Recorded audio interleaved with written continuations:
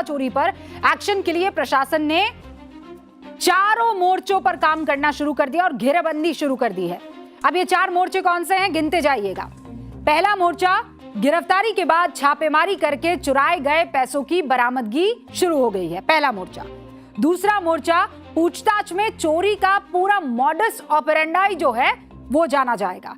तीसरा मोर्चा, बैंक खातों की पड़ताल करके वित्तीय लेन देन का हिसाब जाना जाएगा। और फिर चोरी से जुटाए गए पैसों से बनाई गई अवैध संपत्ति पर क्या चलेगा, बुलडोजर। शुरुआत होगी।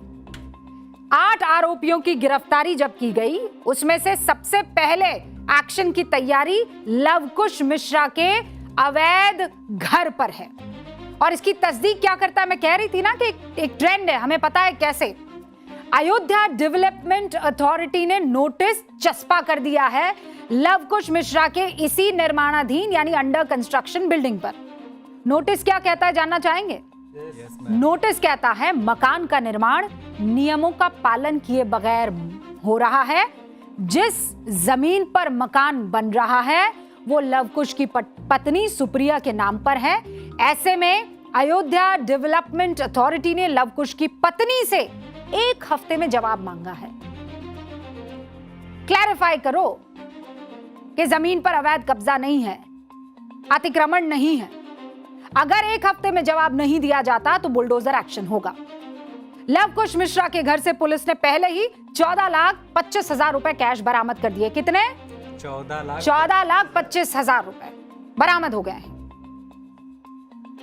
जो लवकुश मिश्रा रामलला के चढ़ावे की गिनती करता था, आपको पता है पहले वो कौन था? आगे मत बढ़िएगा, रुक जाइएगा, कुंडली खोल रहे हैं।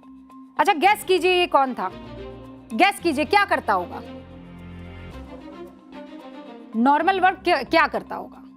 राजा? अरे वो तो काम थोड़ी हुआ, तो चोरी हुई ना। ये जो शख्स है ये पहले मैकेनिक था, कार मैकेनिक था, मिस्त्री था। चढ़ावे की गिनती के लिए लवकुश मिश्रा को 12,000 से 15,000 रुपए की तनख्वाह पर रखा गया। 16 अक्टूबर 2025 को लवकुश ने पत्नी सुप्रिया के नाम पर 25 लाख रुपए की कीमत की जमीन खरीदी और फिर भवन का निर्माण भी करने लगा। यहां भी वो घपला करने से चूका नहीं। जांच में सामने आया कि लवकुश मिश्रा ने 25 लाख की जमीन की रजिस्ट्री की कीमत करीब 8,80,000 रुपए दिखा दी।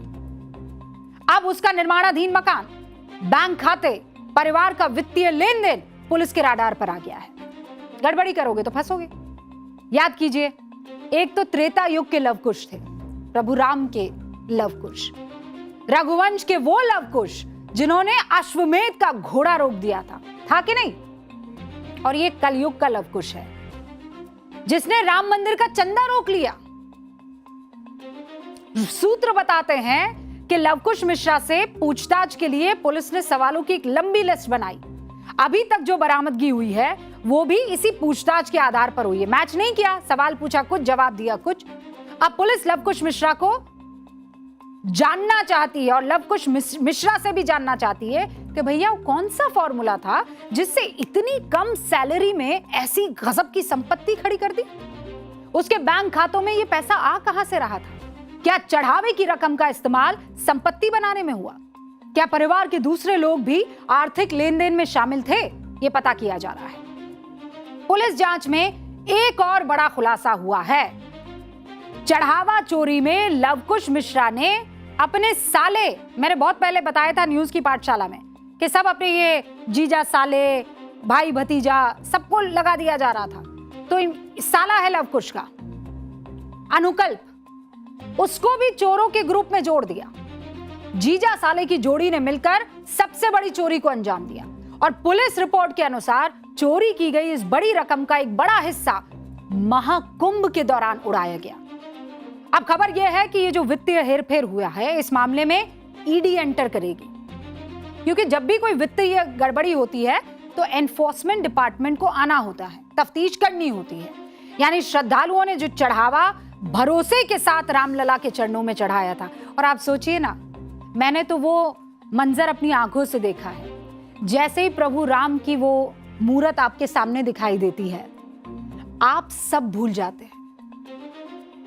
मैंने देखा है महिलाओं को अपने हाथों से कोई सोने की चूड़ी उतार देता, कोई चांदी की पाजेब दान कर देता, जिसके हाथ में जितना रुपया आता था वो दान पेटी में डाल देता।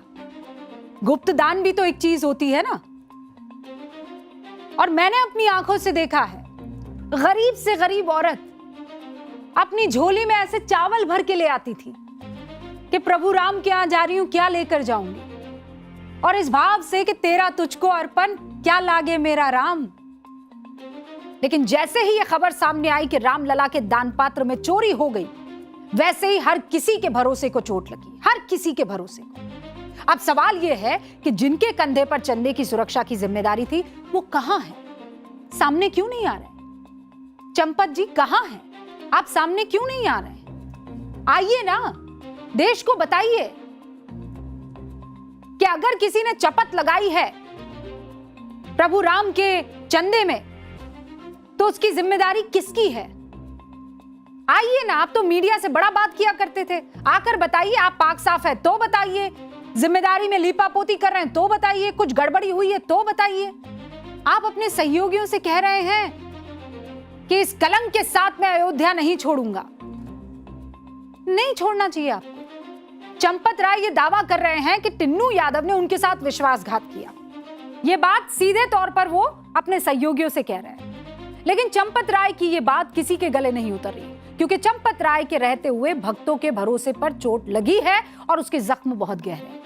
और इसीलिए फैजाबाद बार काउंसिल भी राम जन्मभूमि तीर्थ क्षेत्र ट्रस्ट के खिलाफ सड़क पर उतर आई। फैजाबाद के बार एसोसिएशन के सदस्यों को इस वक्त स्क्रीन पर आप देख रहे हैं।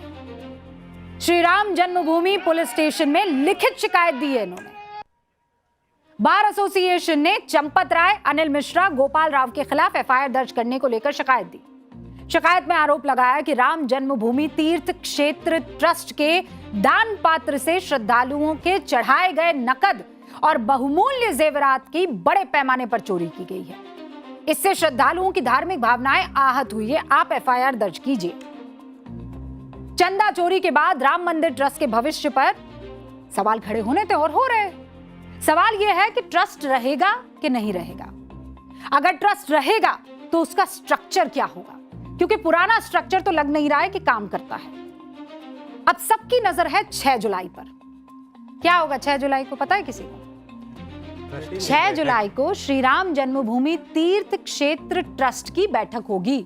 ये जो इस्तीफा दिया है ना अनिल मिश्रा और चंपत राय और इन सब ने, और इस्तीफा भी लिया नहीं है, वो इस्तीफा लेना है कि नहीं लेना है उसका फैसला भी इसी बैठक में होगा। बैठक में ट्रस्ट के महासचिव चंपत राय और ट्रस्टी डॉक्टर अनिल मिश्रा का मंदिर प्रबंधन से आगे का क्या रिश्ता रहेगा, इस पर भी फैसला होगा। अब सूत्र ये बता रहे हैं कि दोनों के इस्तीफे पर फैसला ट्रस्ट के बायलॉज के तहत होगा। इस्तीफा मंजूर करने के लिए 2/3 बहुमत की जरूरत होगी। हालांकि अगर चंपत राय महासचिव पद से हट भी जाते हैं, सुनिएगा आप, ये बहुत इंटरेस्टिंग है, अगर चंपत राय महासचिव के पद से हट भी जाते हैं तो भी वो ट्रस्ट के सदस्य बने रह सकते हैं। अब आप पूछेंगे कैसे भाई? ऐसे कि नियमों में पद और सदस्यता ये दोनों अलग अलग है। आप पद पर हैं और सदस्य हैं, हो सकता है पद पर नहीं हैं और सदस्य हैं, ये भी हो सकता है। बैठक में ट्रस्ट के 12 सदस्यों के साथ, 12 सदस्य इसलिए क्योंकि 2 सदस्य पहले ही इस्तीफा दे चुके हैं। बैठक में आरएसएस, वीएचपी के प्रतिनिधि तो शामिल हो सकते हैं, लेकिन वो ये डिसाइड करेंगे। यानी 6 जुलाई की बैठक सिर्फ 2 इस्तीफों पर फैसला नहीं करेगी, बल्कि ये भी तय करेगी कि चढ़ावा विवाद के बाद राम मंदिर ट्रस्ट का भरोसा बहाल करने के लिए, लोगों का भरोसा उस पर हो, ट्रस्ट पर ट्रस्ट हो, इसके लिए कौन से बड़े कदम उठाए जाए।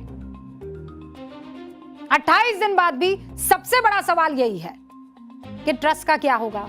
और दूसरा सवाल आप लोगों के मन में आया कि नहीं, मुझे बता दीजिएगा कि रामलला के चंदा चोरों ने कितनी बड़ी रकम चुराई होगी। ये आप लोगों के जहन में आया? और रवि के जहन में नहीं आया, लेकिन बिस्वा के जहन में आया। आपके मन में भी आया होगा कि ये लोग मतलब कितना चुराया होगा इन्होंने ये 2 सालों में, कितना चंदा या चढ़ावा चोरी हुआ होगा। देखिए, एसआईटी की तरफ से ये पता नहीं लगा, ना पुलिस की तरफ से ये पता लग पा रहा है। अब अब क्यों नहीं पता लग पा रहा है, किसी ने सोचा? पेच है इसमें, उस पेच को समझिए। हमारे देश में गुप्त दान होता है, बड़ा चलन है।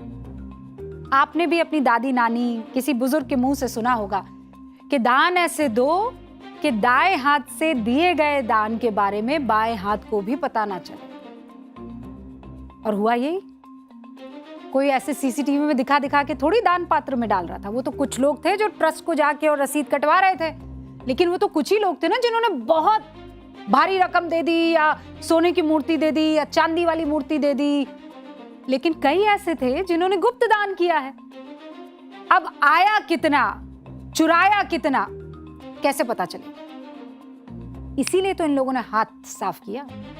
श्रद्धा में डूबे भक्तों ने दिल खोलकर दान किया होगा। अब प्रभु राम जाने कि दान पात्र में कितने सोने के कंगन थे, कितनी चांदी की पाजेब थी। लंबी लंबी लाइनों में घंटों इंतजार करके इस देश के आम जन ने अपने राम जी के नाम पर 5 रुपए दिए, 10 रुपए दिए, 50 रुपए दिए, 100 रुपए दिए, 500 दिए, 5,000, 50,000, 5 लाख अपनी अपनी कमाई के हिसाब से दान पात्र में डाले। लेकिन दान पात्र में कितना पैसा आया उसका तो कोई लिखित रिकॉर्ड है नहीं, क्योंकि सीसीटीवी से यह भी पता लगाना मुश्किल है कि किस भक्त ने कितना पैसा दान पात्र में डाला। या फिर सोने के मुकुट, चांदी के छत्र जैसी चीजों का मान लीजिए रिकॉर्ड मिल भी जाता है, लेकिन इनका कहां से मिलेगा? क्योंकि वो लिखित में दर्ज हुई नहीं, कोई पर्ची थोड़ी कटवाता है। दानदाता को इसकी रसीद नहीं मिली, गुप्त दान का कोई रिकॉर्ड है नहीं। हालांकि आज एसआईटी एक बार फिर राम मंदिर पहुंची, जहां उसने नए सिरे से जांच शुरू की। चंदा चोरी पर सियासत में कोई कमी नहीं है, यह भी सोच लीजिए। केसी वेणुगोपाल कांग्रेस के प्रधानमंत्री नरेंद्र मोदी को खत लिख रहे हैं, सुप्रीम कोर्ट की निगरानी में जांच कराने की मांग कर रही है। उफ, राम पे जो अभी इनका प्रेम डोल रहा है ना, वो भी देखने लायक है। केसी वेणुगोपाल आरोप लगा रहे हैं कि अब तक की एसआईटी जांच सिर्फ दिखावा है, बड़े लोगों को बचाया जा रहा है। ये सिर्फ चोरी का मामला नहीं है, बल्कि करोड़ों लोगों की आस्था से जुड़ा मामला है। केसी वेणुगोपाल लिख रहे हैं, जांच पूरी तरह से निष्पक्ष होनी चाहिए। समाजवादी पार्टी चंदा चोरी को 27 का सियासी हथियार बनाने के मूड में है। अखिलेश जी कह रहे हैं प्रभु राम मर्यादा के प्रतीक है, संविधान देश की मर्यादा है। बीजेपी ने ना आस्था छोड़ी है ना मर्यादा। इस बार बीजेपी को ना चंदा मिलेगा, ना चढ़ाना और ना वोट।